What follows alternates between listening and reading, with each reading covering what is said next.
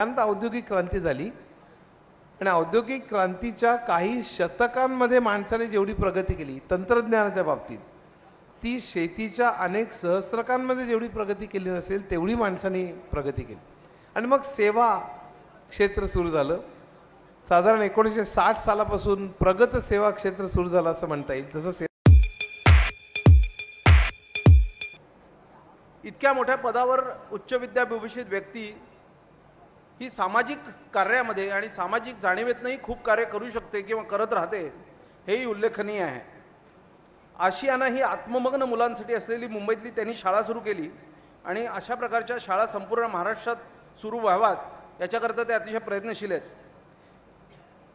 एक गमतीशीर माहिती म्हणजे जगातल्या 4000 दुर्मिळ ग्रंथांचा आणि 18 देशातल्या संगीताच्या 2000 CD आणि कॅसेटचा त्यांच्याकडे वैयक्तिक संग्रह आहे.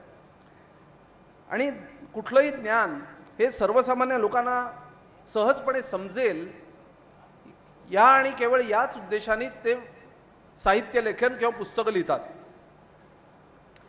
मी एक वाक्य वाचलं होतं, आपणपैकी ऐकलं असेल बऱ्याच जणांनी, की ते वाक्य असं होतं, if at an age of 20 if you are not a communist then you have no heart, and if the age of 40 if you are not a capitalist then you have no brains.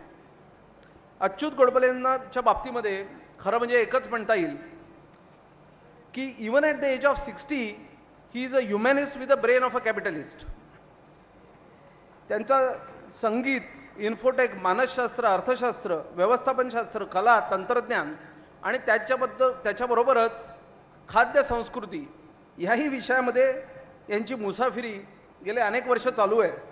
आणि या मुसाफिरीचा रंजक आणि प्रामाणिक इतिहास जर आपल्याला वाचायचा असेल तर नुकतेच त्यांचं प्रसिद्ध झालेलं आत्मचरित्र, त्या आत्मचरित्राचं नाव मुसाफिर असं आहे आणि ते प्रत्येकाने वाचलं पाहिजे. अच्युत गोडबोले आणि तुम्ही यांच्यामध्ये मी फार वेळ उभा राहत नाही, कारण मी तुमच्या इतकाच पुढची 40-45 मिनिटं त्यांचं भाषण ऐकायला उत्सुक आहे. मी आपल्या सर्वांच्या वतीने त्यांना विनंती करतो, त्यांनी व्यासपीठावर आपलं भाषण सुरू करावं.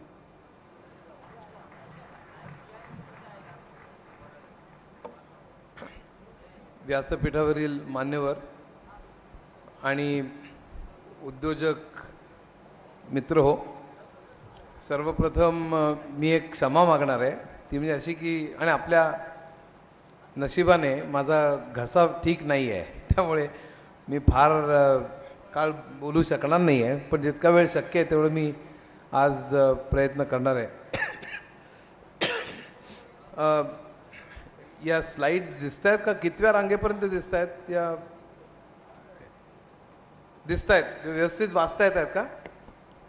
त्या तरी मी त्याच्यावर भाष्य करणार आहे. 21व्या या शतकामध्ये काय काय होण्याची शक्यता आहे ह्याच्यावरती मी सगळ्यात सुरुवातीला बोलीन, आणि त्यानंतर त्याचा आपल्याला टेक अवे काय आहे, आपण त्यातनं काय शिकणार आहोत, आपण त्यातनं कसे बदलणार आहोत, हे सुद्धा मी सांगणार आहे. वेळ जास्त झाला आहे, मी आता ताबडतोब विषयालाच हात घालतोय. तंत्रज्ञानाची प्रगती कशी होईल उद्याच्या जगामध्ये हे बोलताना, याच्याविषयी चर्चा करताना सगळ्यात सुरुवातीला आपल्याला एक वैश्विक इतिहास मी एका अर्ध्या मिनटात तुम्हाला सांगणार आहे. 1400 कोटी वर्षापूर्वी विश्व निर्माण झालं, 450 कोटी वर्षापूर्वी पृथ्वी निर्माण झाली आणि 375 वर्षापूर्वी पहिला जीव निर्माण झाला. त्यातून उत्क्रांती होत होत माणूस निर्माण झाला आणि माणसाचा इतिहास हा खरा 45 लाख वर्षांचा असला मनुष्य सदृश प्राण्याचा, तरी माणसाचा इतिहास साधारण 1 लाख वर्षाचा असं आपण म्हणू शकतो. या 1 लाख वर्षाचे 3 भाग अल्विन टॉफलरने केलेले आहेत, ते म्हणजे शेती, उद्योग आणि सेवा. आणि या शेतीमध्ये माणसाची अनेक सहस्त्रकं गेली. या अनेक सहस्त्रकांमध्ये तंत्रज्ञानाची वाढ फार झाली नाही, त्यामुळे काल माणूस जसा जगत होता तसंच आज, गेल्या आठवड्यात तसंच पुढच्या आठवड्यात, गेल्या महिन्यात तसंच पुढच्या महिन्यात, फारसा आयुष्यात किंवा आपल्या जीवन प्रणालीत काही फरक पडला नाही. त्यानंतर औद्योगिक क्रांती झाली आणि औद्योगिक क्रांतीच्या काही शतकांमध्ये माणसाने जेवढी प्रगती केली तंत्रज्ञानाच्या बाबतीत, ती शेतीच्या अनेक सहस्त्रकांमध्ये जेवढी प्रगती केली नसेल तेवढी माणसांनी प्रगती केली. आणि मग सेवा क्षेत्र सुरू झालं. साधारण 1960 सालापासून प्रगत सेवा क्षेत्र सुरू झालं असं म्हणता येईल. तसं सेवा क्षेत्र पूर्वीपासून म्हणजे पहिली बँक अनेक शतकांपूर्वी निघाली, पण प्रगत सेवा क्षेत्र 1960 पासून सुरू झालं. Information technology and modern banking आणि इतर अनेक गोष्टी. आणि काही दशकांमध्ये जी माणसांनी प्रगती केली ती उद्योगाच्या अनेक शतकांच्या पेक्षा कितीतरी पटीने जास्त होती. आणि उद्योगांच्या शतकामध्ये जी प्रगती केली ती शेतीच्या अनेक सहस्त्रकांपेक्षा जास्त होती. म्हणजे गणिताच्या भाषेत आपण D2y/dx2 म्हणजे रेट ऑफ ग्रोथ हाच एवढा वाढतो आहे. आम्ही IITत असताना एक फ्युचरॉलॉजी म्हणजे पुढे काय होणार आहे ह्याच्याविषयी चिकार चर्चा चालत. एक रॅक फुल ऑफ बुक्स होती IITमध्ये. पण आता लोक काय होणार आहे ह्याच्याविषयी चर्चाच फारशी करत नाहीत, कारण पुढे काय होणार आहे हे अद्भुत काहीतरी होण्याची शक्यता आहे या शतकाच्या पर्यंत. आणि मी त्याचा सगळा आढावा घेणार आहे. मी मला आठवतं 10-15 वर्षापूर्वी मी जेव्हा टेक्नॉलॉजीवरती भाषणं करायचो त्यावेळेस सांगायचो की या शतकाच्या शेवटी किंवा अजून एक 50 वर्षांनी उडती मोटार असेल. लोक म्हणाले उडती मोटार कशी असेल, रस्त्यावरनं हे कसं घेणार, टेक ऑफ कसं घेणार. अशा प्रत्येक मोटार टेक ऑफ घ्यायला लागली हिंदू कॉलनीमध्ये तर पंचायत द्यायची. तर हेलिकॉप्टरला कुठे टेक ऑफ घ्यायला जागा लागते, मग मोटार का उडू शकत नाही. माझ्याकडे 5-6 पुस्तकं आहेत फ्लाईंग कार्सवर. आणि हे बोलता बोलता गेल्या महिन्यात 2 महिन्यापूर्वी न्यूयॉर्कमध्ये फ्लाईंग कार्स अनाऊन्स पण झाली. म्हणजे आपण जी गोष्ट 50 वर्षांनी होईल असं म्हणतोय ती गोष्ट बराबर होती आहे. गेल्या 10 वर्षात जी माणसाने टेक्नॉलॉजीत प्रगती केली तेवढी गेल्या माणसाच्या संपूर्ण इतिहासात केलेली नव्हती. एवढी प्रगती गेल्या 10 वर्षात झाली. एक गोष्ट मात्र लक्षात ठेवली पाहिजे की ही प्रगती टेक्नॉलॉजीमध्ये झाली. माणसाच्या वागणुकीत काय भयंकर प्रगती झाली असं मला वाटत नाही. आपण अजून एकमेकांचे गळे धरतो, युद्ध करतो, मारतो, फसवतो, सगळं काही चालू आहे. पण टेक्नॉलॉजीमधले मात्र प्रगती ही प्रचंड मोठ्या प्रमाणावर हे होती. आणि ती कशी होणार आहे उद्याच्या जगात त्याचं मी एक चित्र रंगवणार आहे. आणि आपल्याला कदाचित ते सायन्स फिक्शन वाटेल आणि त्याला माझा इलाज नाही, कारण त्यातल्या कित्येक गोष्टी सायन्स फिक्शन वाटण्यासारख्या आहेत, पण त्या या शतकात केव्हा तरी होतील. पण त्या व्हाव्यात आणि त्या चांगल्या आहेत असं नेसेसरीली माझं म्हणणं आहे असं मात्र नाही. पण या होतील आणि केव्हा तरी होतील याच्याविषयी माझी जवळपास खात्री आहे. तर आपल्या सगळ्यांना हे कळलं पाहिजे, माहीत पाहिजे आणि त्याला तोंड देण्याची, सामोरं जाण्याची आपली तयारी असली पाहिजे.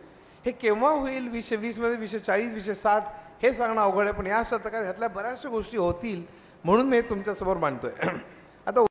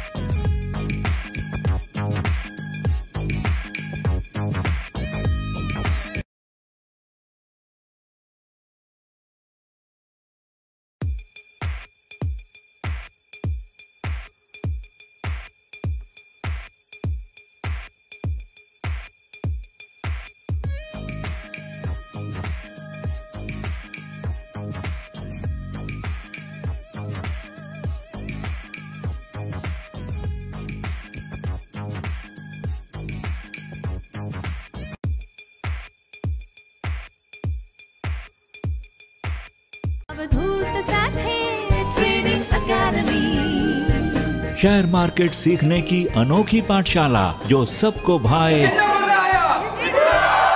और समझ में आए. What is short iron butterfly? Short iron butterfly. If we are going for short straddle to cover up the unlimited loss, we are doing long strangle. Wow, come on!